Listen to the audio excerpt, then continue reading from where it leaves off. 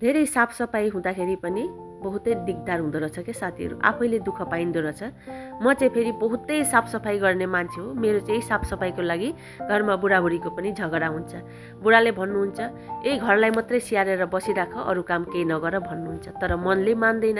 जति नै बिमारी भएर सुतिराखे पनि साथीहरू औरा भएर आउँछ। कहिले घरद्वारहरू सफा गरौँ, कहिले साफसिकुन गरौँ, कहिले पोछा मारौँ, कहिले झाडु मारौँ भन्ने जस्तो हुँदो रहेछ। अनि म चाहिँ 2 दिन गएकी थिएँ मेडिकल, भतिजा बिमारी छ भनेर त्यहाँ हेर्न गएकी थिएँ। माइतमा पनि बसेँ।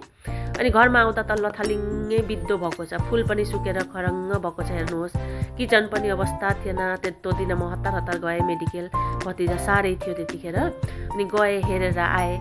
माइतमा बस्दा त कति राम्रो लाग्छ नि। 2 दिन माइतमा पनि बसेँ, मेडिकलबाटै घरबाटै आनाजाना गरेँ माइतबाटै। अनि माइतमा बस्दाखेरि घरमै बसेकै जग्गामै चाय पानी आउँछ, कति राम्रो लाग्छ होइन। घरमा आएपछि चाहिँ फेरि बिद्धो भइहाल्दो रहेछ।